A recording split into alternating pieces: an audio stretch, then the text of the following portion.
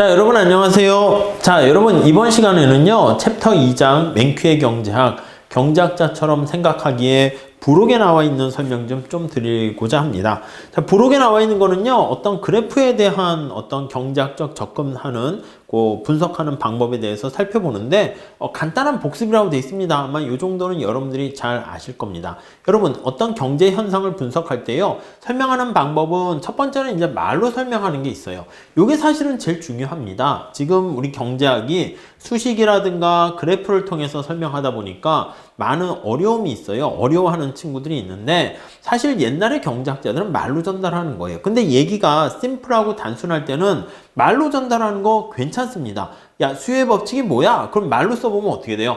상품의 가격이 올라가면 소비량이 감소하고 가격이 떨어지면 소비량이 증가하고 이렇게 되는 것을 수요의 법칙이라 한다. 이렇게 괜찮잖아요. 그런데 이게 얘기가 복잡해지면 말로 전달할 때 이게 막 헷갈려. 막 순환 논리에 빠지고 이건가 저건가 방향도 헷갈리고 그럴 때는 우리가 그래프나 수식을 이용하면 조금 더 심플합니다. 수요의 법칙에 대해서 설명할 때도요, 우리가 그래프를 이용하면 어떻게 됩니까? 여기 사과의 가격과 여기 사과의 수량이 이렇게 있다라고 하면은 야, 두 개와의 관계는 말이야, 이렇게 우아형하는 관계에 있어, 이렇게 얘기를 한다라고 하면은 앞에서 얘기한 말로 주절주절 떠드는 거 다 필요 없습니다. 자, 가격이 여기 있는 것처럼 가격이 하락하게 되면은 사람들이 물건을 당연히 더 많이 구입한다라는 것을 우리가 확인할 수가 있기 때문입니다. 이해하실 수 있겠죠? 만약에 약속을 정해가지고 우리가 이걸 숫자로 표현한다고 해봅시다. 숫자나 수식이라고 보시면 사과에 대한 디맨드, 수요 곡선에 영향 미치는 거는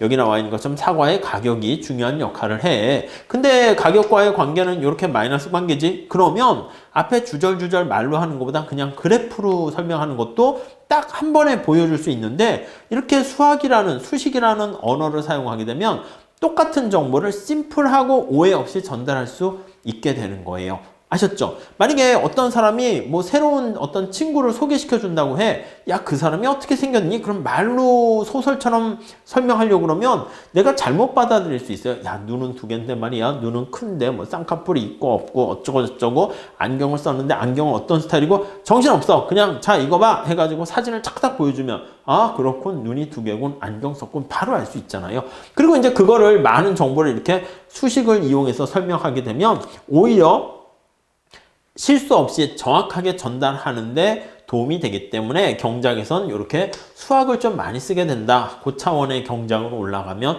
그렇게 보시면 될 것 같습니다. 그러니까 이 수학도 하나의 언어라고 생각을 하시면 되겠어요. 아인슈타인이 얘기했잖아요. 상대성 원리에 대해서 복잡한 수식을 사용하는 것보다 그래프보다도 말로 잘 전달하는 게 사실은 제일 또 정확하게 또 알고 있는 것이다 라고 보시면 될 것 같습니다. 근데 거기에도 나와 있듯이 세 가지 방법이 다 있습니다. 그런데 세 번째 단락에 말로 표현할 수 있듯이 숫자 정보나 그래프 이걸로도 우리가 많은 정보를 제공할 수 있고 오히려 정확하게 의도를 잘 이렇게 전달할 수 있다라고 보시면 되겠습니다. 자, 그래프에 대한 얘기를 조금 해보도록 하겠습니다. 자, 우선 여기 보시면 한 변수의 그래프. 자, 그래프의 변수가 하나만 있는 경우를 살펴보는데요. 다음 페이지에 가보시면은요, 파이 그래프가 있네. 그래서 전체 이렇게 파이가 있는데, 총 파이 중에서 말 그대로 기업의 이윤, 임금, 그러네. 미국의 국민소득의 구성이 어떻게 되어 있습니까? 하면 여기가 근로소득이 이만큼 차지하는 거, 뭐 이렇게 되어 있는 거죠. 거기 보니까 또 기업의 이윤, 임대, 이자, 뭐 이렇게 있습니다. 임대소득, 이자, 또 재산소득, 기업의 이윤, 이렇게 한 변수 안에 전체 미국의 국민소득의 어떤 분배가 어떻게 되어 있는가 그렇게 볼 수도 있고요. 아니면 막대 그래프로도 이렇게 똑같은 정보를 우리가 제공할 수 있습니다. 거기 보시면 1인당 평균 국민소득인데 1인당 국민소득 이렇게 표현을 하고 있는데요. 나라별로 이렇게 표현하고 있네요. 거기 보니까 미국 해서 이만큼, 영국 뭐 이만큼, 그 다음에 멕시코 이렇게, 인도 이렇게 표현하고 있어요. 그래서 이걸 이제 막대 그래프 이렇게 나타내는 거죠. 막대 그래프. 왼쪽에 나와 있는 건 이제 뭐라 그럽니까? 예, 맞아요. 파이 그래프, 원 그래프 이렇게 얘기를 하죠. 파이 그래프. 그 다음에 거기 보니까 또 시계열 그래프요. 이제 수평축에 거기 보시면은 네, 타임이 들어가 있어요. 시간이 이렇게 지나감에 따라서 여기 생산성과 관련된 지수를 나타내고 있어요. 생산성이 어떻게 되나 봤더니 시간이 감에 따라서 이렇게 점 해가지고 이렇게 연결하고 있습니다. 요게 바로 시계열 그래프 이렇게 나타내요. 자, 이거는 이러한 시계열 그래프라든가 막대 그래프라든가 파이 그래프 같은 경우는 어떤 하나의 변수만 우리가 살펴보는데 매우 도움이 되는데 두 가지 이상의 어떤 변수를 살펴보는 경우가 있어요. 변수가 두 개인 거야. 이러면 좌표축을 이용해야 됩니다. 자, 우리 첫 번째 줄에 나와 있는 것처럼 이 한 변수의 그래프 같은 경우는 우리가 보고자 하는 정보의 양에 제한이 돼 있어. 그래서 어떤 두 개 변수 간의 관계를 살펴보려고 하면 이렇게 두 변수 그래프를 사용해야 됩니다. 자, 그래서 오른쪽에 그림이 하나 나와 있습니다. 수평축에는 뭐라고 나와 있습니까? 라고 하면은요, 수평축에 공부 시간이에요. 공부 시간. 공부 시간이 오른쪽으로 갈수록 더 많아지게 되는 것을 알 수가 있고요. 수직축에는 학점 이렇게 나와 있네요. 학점. 야, 공부 시간이 많아질수록 학점은 무조건 올라갈까? 뭐 그거는 또 아닐 수도 있나 봐요. 뭐 엘버트 해서 이렇게 돼 있고 뭐 좀 이렇게 돼 있고 근데 전반적으로 좀 추세 자체는 어떻게 해요? 이렇게 올라가는 거 알 수가 있겠죠. 아, 그러면 공부 시간이 많아질수록 학점이 좀 높아지는구나. 그런 것들을 우리가 알 수가 있습니다. 자, 그래서 두 개와의 관계를 여기가 이제 오리진 원점이라는 표현을 쓰게 되고요. X축에 나와 있는 이거는 공부 시간이 많아지는 거죠. 이거 반대로 쓸 수도 있어요. 노는 시간으로 바꿔버리면 어떻게 돼? 그러면 오히려 그래프가 반대가 될 거예요. 좌표축에다가 여기다 원점은 똑같고 노는 시간 이렇게 해버리면은 그때 학점 이렇게 했다 합시다. 자, 그러면 노는 시간이 많아질수록 학점이 낮아지니까 이런 식으로 될 거예요. 그러니까 왼쪽 그래프의 반대가 되겠죠. 이런 식의 관계가 되는 것을 알 수가 있을 겁니다. 자, 다음 페이지 가보시면 이런 거 있잖아요. 어떤 여기 나와 이렇게 떨어진 이런 분포를 우리가 이걸 산포도 이렇게 얘기합니다. 산포도. 스캐터라는 말을 쓰게 되는 거죠. 이 산포도와 관련된 요거를 잘 설명하는 우리가 선을 찾아내서 그런 식을 우리가 끄집어낼 수가 있게 됩니다. 그래서 여기 보시면 공부 시간하고 학점과의 관계는 어떤 관계가 있다. 노는 시간과 학점과의 관계는 어떤 관계가 있다 해서 우리가 이것을 어떤 상관관계가 있냐 이렇게 우리가 밝히려고 얘기를 하게 됩니다. 자, 그렇게 정리하시면 되겠고요. 이렇게 되는 것은 양의 상관관계가 있다 이렇게 얘기하고요. 요게 이제 서로 마이너스 관계 있으면 음의 상관관계가 있다 이렇게 얘기를 하게 됩니다. 자, 그 다음에 자, 좌표평면상의 곡선 한번 보도록 할게요. 자, 첫 번째 줄 보시면 공부 시간이 많은 학생일수록 높은 학점을 받는 경향이 있지만 전제 조건은 뭐냐라고 하면은 다른 변수들도 영향을 미칠 수가 있어요. 자, 그래서 학점에 영향을 미치는 요인들을 우리가 한번 체크를 해보도록 할게요. 어떤 학생의 학점에 영향을 미치는 요인들은 많은 것들이 있습니다. 우선 공부 시간이 영향을 미칠 수도 있어요. 공부 시간도 영향을 미칠 수가 있고 또 다른 게 뭐가 있을까요? 네, 거기 보시면은요. 예전에 배운 적이 있거나 타고난 재능 그쵸. 일상적 재능이 좀 뛰어난 학생도 있을 수 있습니다. 그러면 더 성과가 더 높아질 수가 있겠죠. 교수의 관심, 그렇죠. 선생님들이 얼마나 관심을 갖고 지켜봐 주느냐에 따라서 더 잘할 수가 있게 되는 것이고요. 심지어 아침 식사를 잘하는 것까지도 아침 먹니? 이렇게 아침 안 먹는데요? 먹는데요? 먹는 학생과 안 먹는 학생의 또 성적이 차이가 날 수가 있겠죠. 아침 식사의 어떤 여부 한 번씩 먹겠죠. 아침 식사를 뭐 3-4번씩 먹을 건 아니니까 이런 것들이 영향을 미칠 거예요. 그 중에서 나는 공부 시간이 과연 학점에 어떤 영향을 미치는가 이걸 보려고 한다 합시다. 그럼 우리가 앞으로 많이 얘기할 건데 학점에 영향을 주는 다른 요인들은요. 우리가 고정을 시켜야 됩니다. 여기 나와 있는 재능이라든가 교수의 관심이라든가 아침 식사 여부라든가 이런 것들은 전부 다 고정을 시켜 놓고요.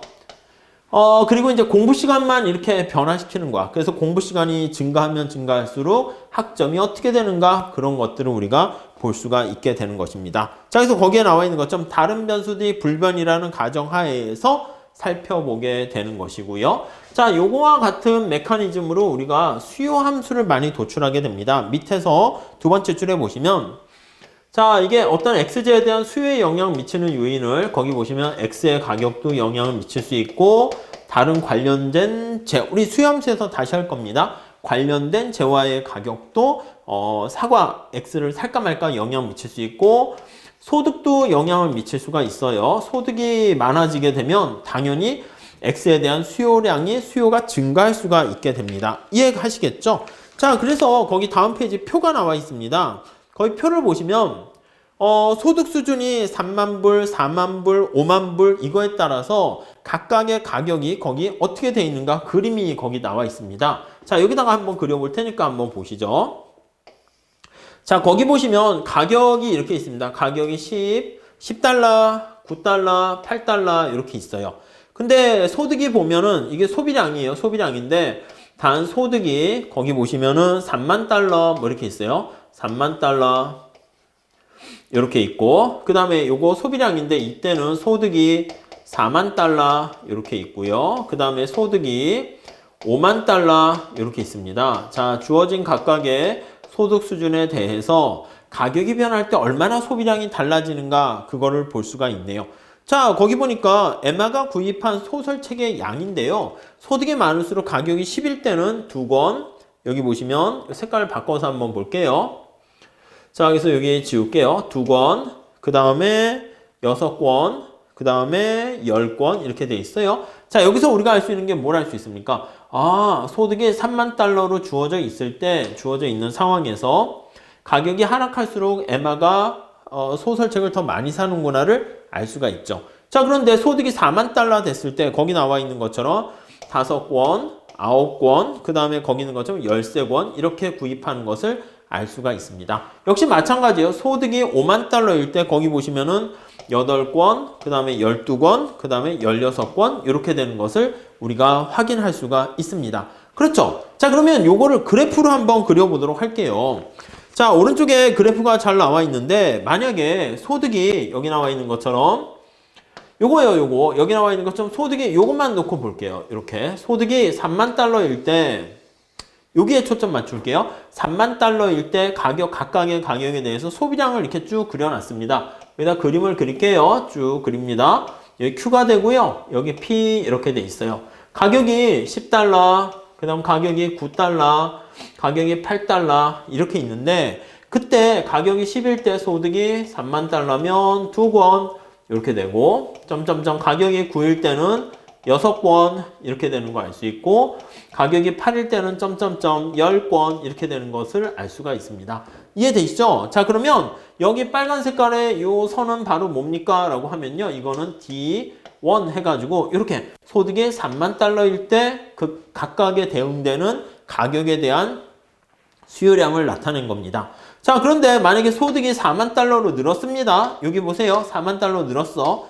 요거는 어떻게 됩니까? 라고 하면요. 4만 달러로 늘었을 때 소득이 증가했잖아. 그러니까 가격이 10일 때요. 2개가 아니라 5개를 산단 말이야. 그럼 여기에 해당하는 게 색깔을 다른 걸로 할게요. 요걸로 합시다. 10달러일 때 5개 사니까 2점이 되는 거야. 2점. 이해되시죠? 9달러일 때 몇 개요? 9개가 됩니다. 9달러일 때 9개니까 여기가 됩니다. 그 다음에 8달러일 때는 13개가 됩니다. 여기가 됩니다. 그래서 이렇게 소득이 4만 달러일 때 거기 대응되는 이런 식으로 D2라는 것을 구할 수가 있어요. 자, 그래서 도대체 뭘 하려고 하는 거니? 제가 말씀드리고자 하는 것은 소득이 주어져 있을 때 각각의 가격에 대응되는 Q값을 여기다 나타낸 건데 우리 나중에 수요함수에서 다시 할 겁니다. 그런데 만약에 소득이 증가하게 되면은 이렇게 소득이 증가하게 되면은 그랬을 때는 주어진 가격에 대해서 사람들이 물건을 훨씬 더 많이 살 수 있습니다. 소설책을. 그래서 여기 나와 있는 것처럼 곡선 자체가 이런 식으로 이동하게 된다는 것을 알 수가 있어요. 자, 그래서 거기 보시면 51페이지 밑에 그림 이 A-4를 보시면 소득이 증가하게 되면 수요 곡선 자체가 우측으로 이동한다는 것을 우리가 확인할 수가 있어요.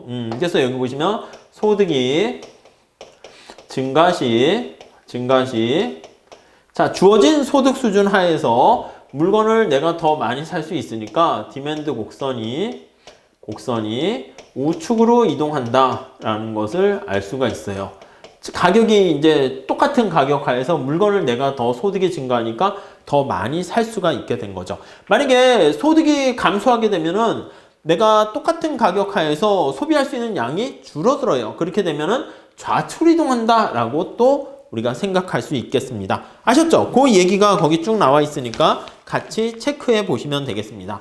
52페이지 가보시면은요. 그래서 이 주어진 소득이 변화하게 되면은 이 경우는 곡선 자체가 이동하게 되고요. 만약에 소득이 가만히 주어져 있는데 여기 나와 있는 것처럼 이렇게 가격이 변하잖아요. 그러면 가격은 여기 P에 해당하는 건데 그 변수, X축과 Y축에 나와 있는 변수가 변하게 되면 그거는 곡선 상에서 이동한다 해가지고요. 거기 52페이지 두 번째 단락 보세요. 경제학에서는 수요 공급 곡선에서 다시 할 텐데 곡선 상의 운동, 상이라는 말 동그라미 치시고요. 그게 아니라 시프트, 곡선 자체가 이동하는 거, 그 둘을 잘 구별해야 됩니다. 아셨죠? 그 정도 정리하시면 될 것 같습니다.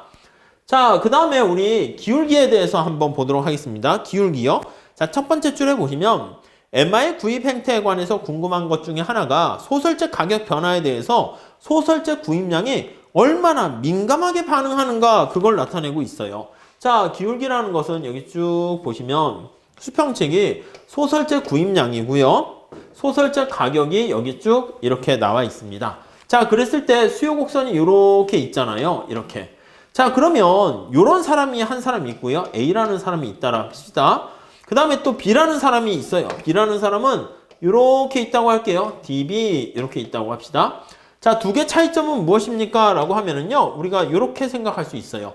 자, 가격이 하락할 때, B라는 사람은 소비량이 여기서부터 이만큼 변화하게 되는데, A라는 사람은 소비량이 얼마나 변합니까? 라고 하면은요, 소비량이 이렇게 합시다. 여기서부터 이만큼 변하는 거를 알 수가 있어요. 자, 그러니까 여기 나와 있는 A라는 사람의 기울기가 완만하면 그 기울기는 거기 나와 있는 것처럼 여기가 이제 X라고 그러고 여기가 Y라고 하면은 요 기울기는 자, 거기 중간에 나와 있죠. X 수평축에 있는 값이 얼마나 변했을 때 수직축에 있는 얘 값이 얼마나 변하니 그렇게 나타냅니다.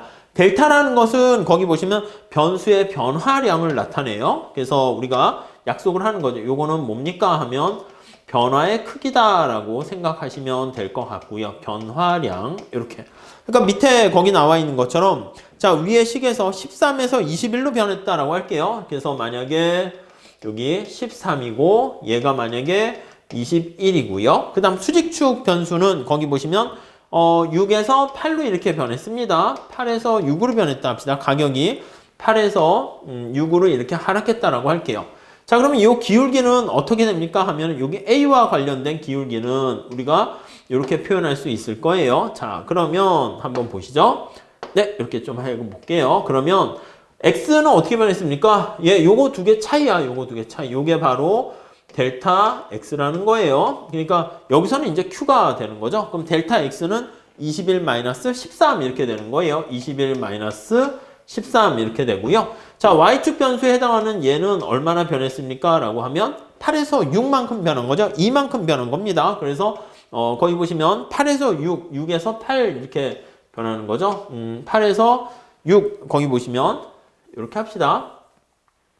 여기에서 지금 우리 책에서는 여기가 이제 변하게 된 거니까 가격이 하락한 거잖아. 그러다 보니까 이제 6에서 8 이렇게 빼주시면 될 것 같습니다. 그렇죠? 원래 여기 있는 값에서 여기 A라고 할까요? 여기 B로 이렇게 변했습니다. 그러니까 변화 후에서 변화 전을 빼게 되는 겁니다. 자, 그러니까 이렇게 돼서 얘는 4분의 그냥 다 이거 쓰도록 할게요. 그냥 이거 그냥 보시면 되겠죠? 거기 나와 있는 것처럼 8분의 2 이렇게 되는 거 알 수 있어요. 있을까요? 그러면 여기는 8이고 여기 마이너스 2입니다. 그래서 마이너스 4분의 1 이렇게 정리하시면 되겠습니다. 우아양한다라는 얘기죠. 네, 그렇게 정리하시면 될 것 같고요. 자, 그러면 이 기울기가 얼마나 완만한가는 어떤 외부적인 충격에 대해서 얼마나 민감하게 반응하는가를 나타낸다라고 보시면 되겠습니다. 자, 그리고 또 하나 우리가 보셔야 될 게 이제 원인과 결과와 관련된 얘기를 좀 할 수가 있습니다.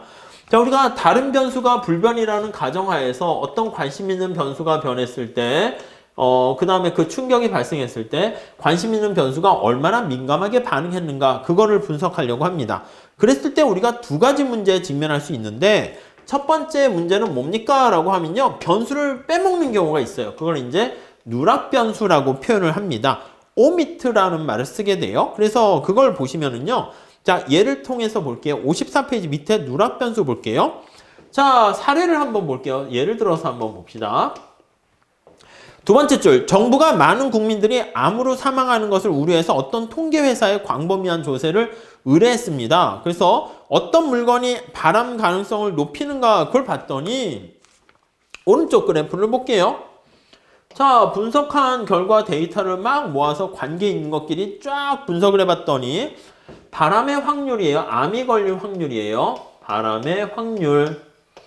언제 높은가, 어떤 요인인가 이런 거 보려고 하는데 수평축에 라이터 보유의 개수예요. 집에 라이터가 보유하는 개수가 얼마나 되는가에 따라서 관련이 있대. 그래서 거기 보니까 이렇게 우상향하는 관계를 찾아낸 거야. 그쵸? 아니, 그러니까 우리가 거기 한번 보도록 하겠습니다. 자, 그래서 그 그래프 바로 밑에 첫 번째 줄 보도록 할게요. 55페이지. 자, 이 결과를 토대로 했을 때 이 회사는 즉시 라이터 판매에 세금을 부과함으로써 라이터의 소유를 억제해야 된다. 이런 결과가 나오는 거야. 자, 라이터 개수가 많아질수록 발암 확률이 높아지는군요. 그러면 라이터 개수를 세금을 때려가지고 사람들로 하여금 라이터 보유를 줄이도록 한다면 그러면 발암 확률을 낮출 수 있겠군요. 이 뭐예요? 이거 엄한 거잖아요. 그러니까 세 번째 줄에 보시면 모든 라이터의 통계조사에 따르면 라이터는 귀하의 건강에 해롭다는 게 밝혀졌다. 그래서 너 라이터에다가 거기 세금을 때리겠다. 이렇게 된다는 거죠. 이러면 안 되지. 우리가 어떤 요인을 설명할 때 누락된 변수가 있게 될 수 있다는 겁니다. 자, 그래서 거기 보시면 다음 단락에 보시면 지금 분석 대상이 되는 변수 외에 다른 모든 요인들이 우리 앞에서 봤는데 다른 영향을 줄 수 있는 모든 변수들이 고정되어 있다는 가정하에서 우리가 분석을 해야 되는데 우리 아까 말씀드린 거랑 똑같습니다. 무슨 말씀을 드리는 거냐면 소득이라는 게 고정되어 있지 않으면요 가격이 하락할 때 또는 가격이 올라갈 때 소비량이 증가하는 거야. 무슨 말씀이냐면 여기다 한번 해볼게요. 자, 이게 소비량이고요. 이게 P를 정리해 놨는데 어떤 상황이 보니까 가격이 올라갔거든요. 그럼 여기다 가격이 올라가면 소비량이 감소해야 되는데 가격이 올라가는데 여기가 찍힌 거야. 야, 이거 뭐야? 수요 곡선이 우상향하잖아. 이게 아니라는 거죠. 무슨 말씀입니까? 예, 맞아요. 원래 수요 곡선은 이렇게 우하향하는 형태고 이렇게 우하향하는 형태입니다. D1, D2 이렇게 되는 거야. 근데 얘가 만약에 소득이 아까 했던 것처럼 3만 달러 이렇게 돼 있는데 얘는 소득이 4만 달러 이렇게 돼 있는 경우라고 한번 생각해 봅시다. 자, 이런 상황에서 만약에 가격이 올라갔다 칩시다. 올라갔어요.